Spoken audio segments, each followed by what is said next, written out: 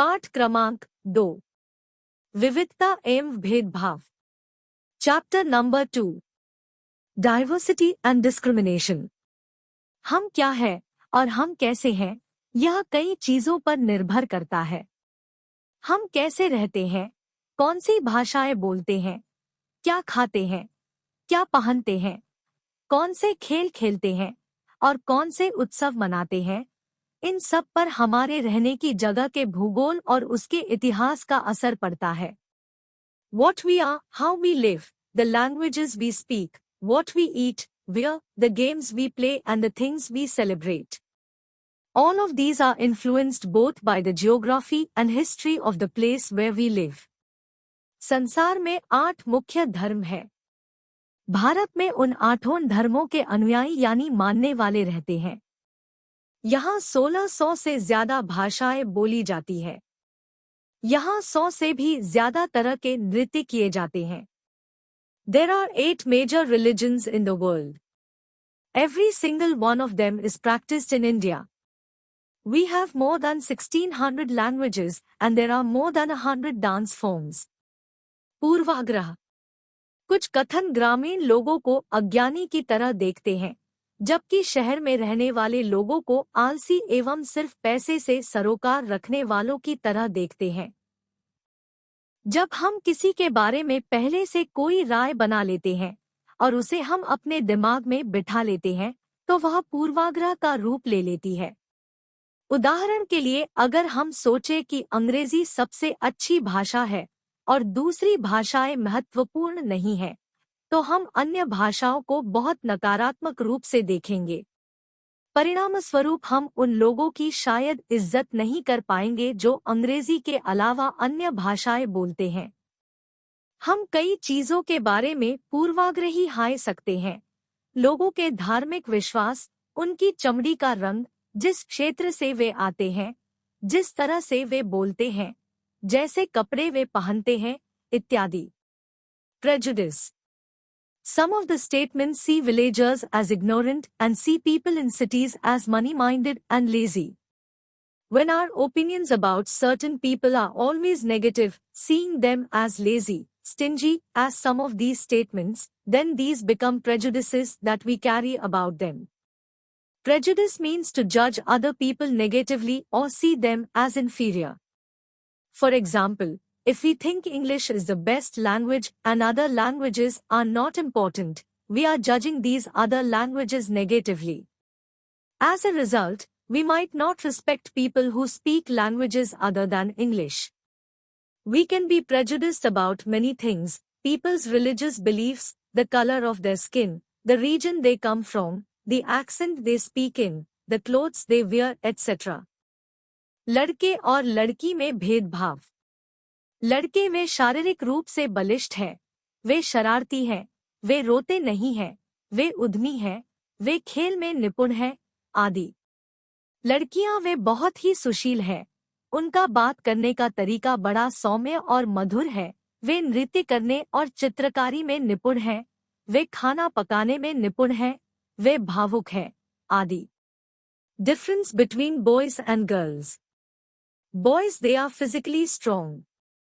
They are naughty, they don't cry, they are rowdy, they are good at sport.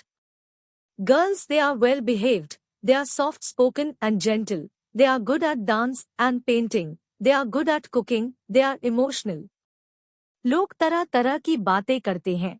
मैं लंगड़ाता हूँ, मेरी बोली लड़खड़ाती है, इसके अलावा और भी बहुत कुछ। कभी मैं उदास हो जाता हूँ तो कभी दुखी, लोग मेरा मजाक उड़ाते हैं। तुम दूसरों से कितनी अलग दिखती हो, मैं एक इंसान हूँ, मुझे शर्म आती है, घूरती आंखों से मैं छिप जाना चाहती हूँ। क्या उसका दिमाग सही है? सिर्फ इसलिए कि मेरी टांगें डगमगाती है, लोग सोचते हैं कि मेरा दिमाग भी डगमगाता है। चित्रों में जो बच्चे हैं, उन्हें पहले विकलांग कहा जाता था। इस शब्द को बदलकर आज उनके लिए जो शब्द प्रयोग किए जाते हैं, वे हैं खास जरूरतों वाले बच्चे। उनके बारे में लोगों के पूर्वाग्रहों को यहाँ बड़े अक्षरों में दिया गया है। साथ में उनकी अपनी भावनाएं और विचार भी दिए गए हैं। People say all sorts of things. I limp, I lisp, all this and more. Sometimes I feel so sad and so. Folks make fun. It's nothing new. You look so different. I'm a person. I feel shy. From staring eyes I want to hide. Is her mind okay? Just because my legs are wobbly, people think my mind is wobbly too. The children you see in the illustrations here were seen as disabled. This term has been changed and now the term used is children with special needs.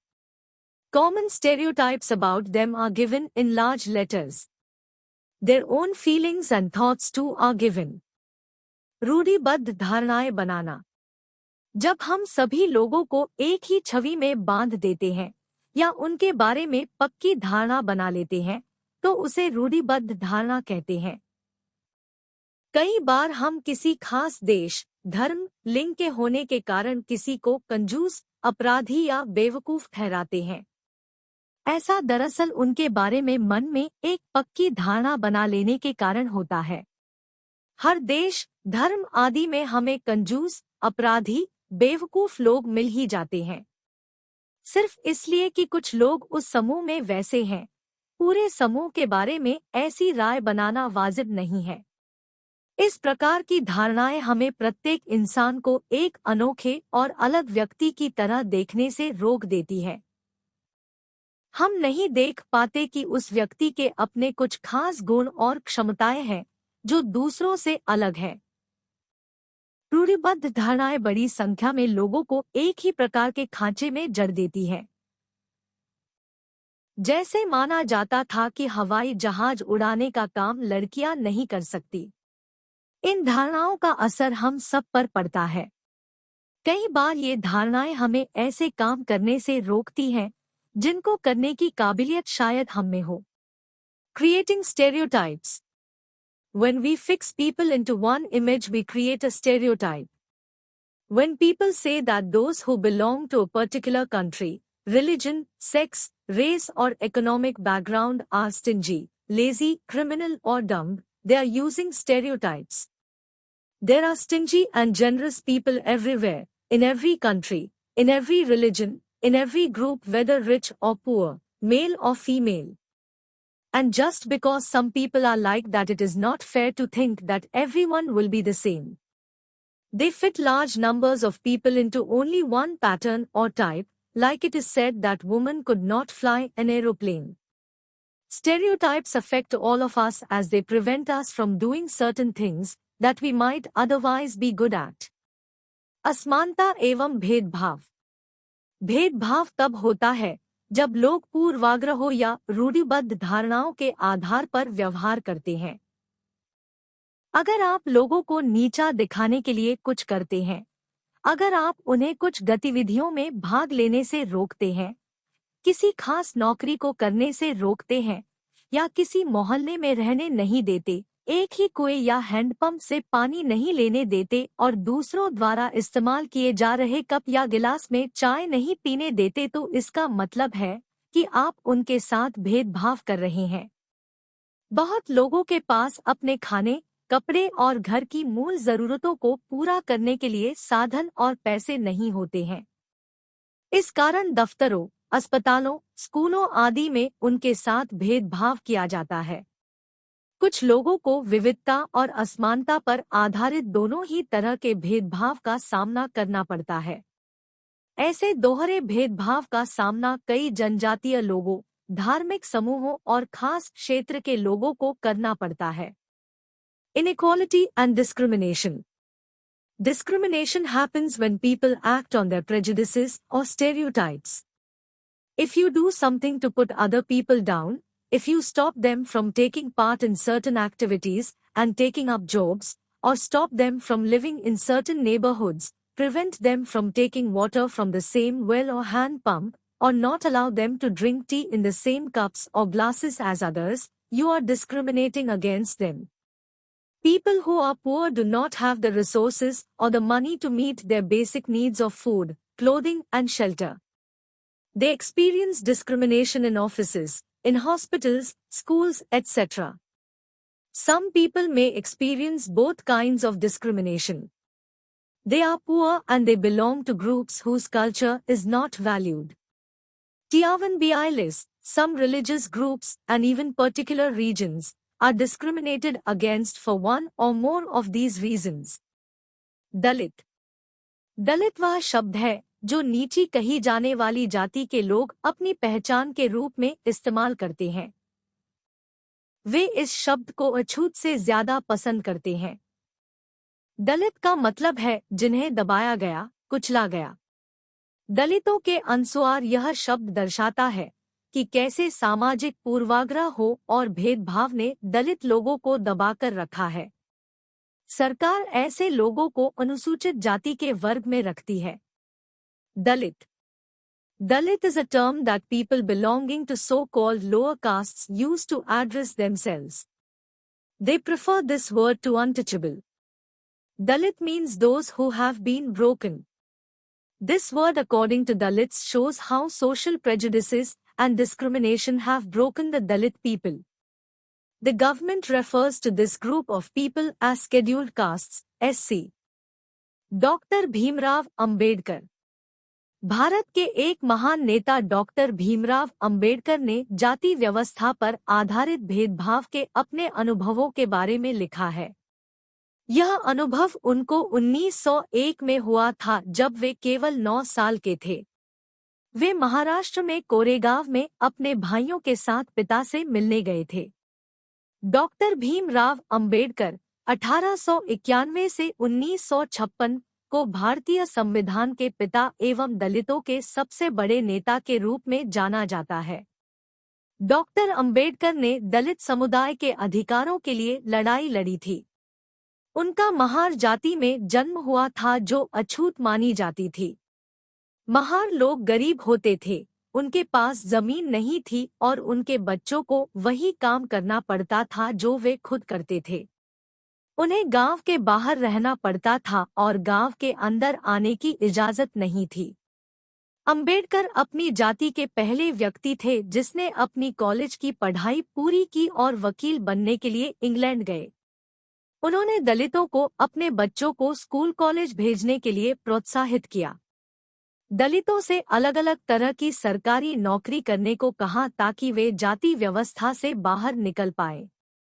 दलितों के मंदिर में प्रवेश के लिए जो कई प्रयास किए जा रहे थे, उनका अंबेडकर ने नेतृत्व किया। उन्हें ऐसे धर्म की तलाश थी जो सबको समान निगाह से देखे। जीवन में आगे चलकर उन्होंने धर्म परिवर्तन करके बौद्ध धर्म को अपनाया। उनका मानना था कि दलितों को जाति प्रथा के खिलाफ अवश्य लड़ना चाहिए और ऐसा समाज बनाने की तरफ काम करना चाहिए जिसमें सबकी इज्जत हो, न कि कुछ ही लोगों की।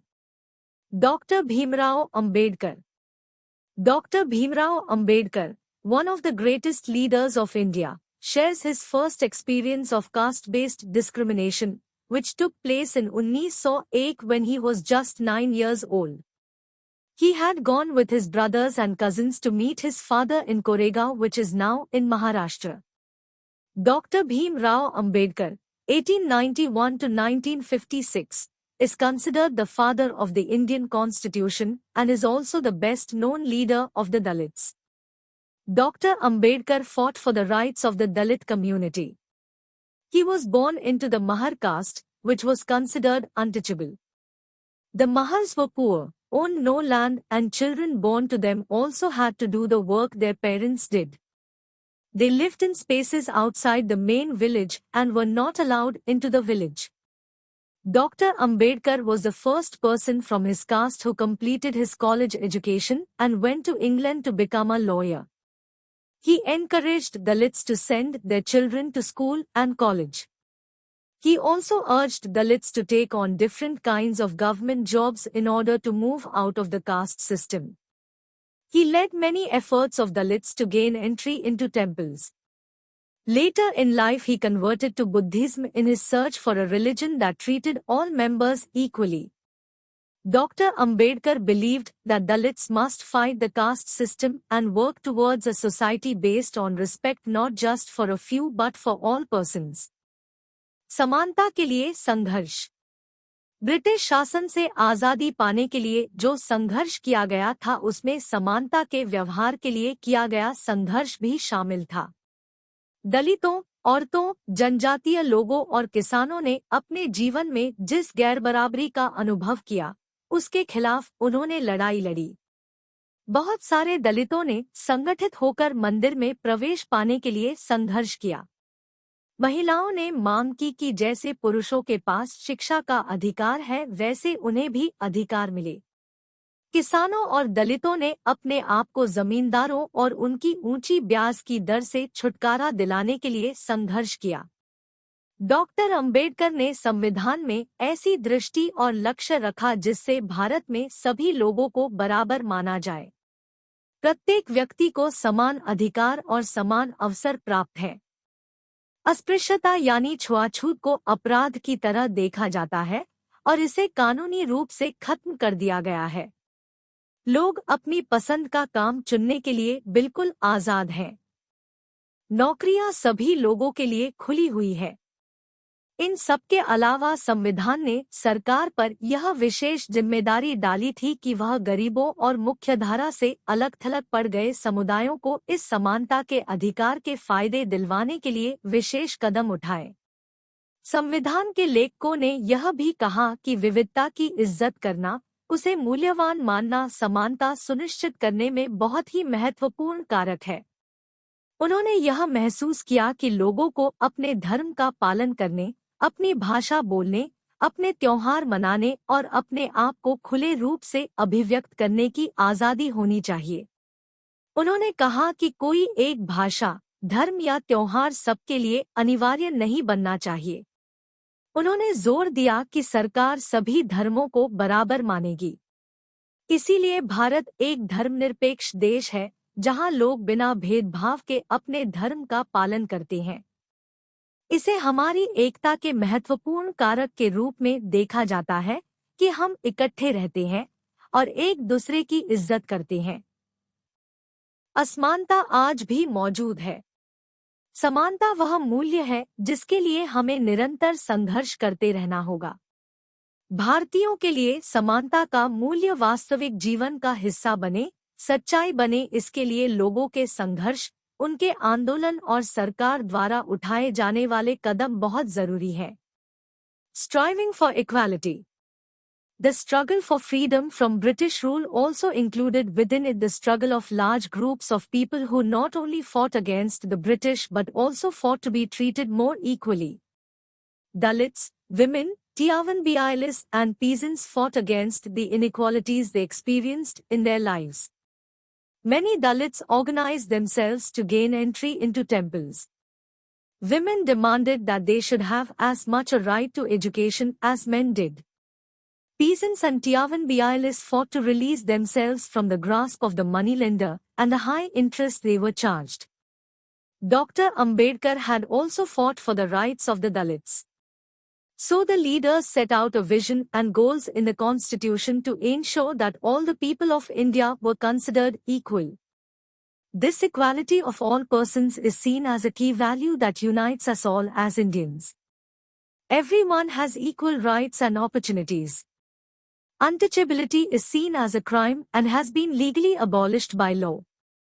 People are free to choose the kind of work they wish to do. Government jobs are open to all people. In addition, the Constitution also placed responsibility on the government to take specific steps to realize this right to equality for poor and other such marginal communities. The writers of the Constitution also said that respect for diversity was a significant element in ensuring equality. They felt that people must have the freedom to follow their religion, speak their language, celebrate their festivals, and express themselves freely.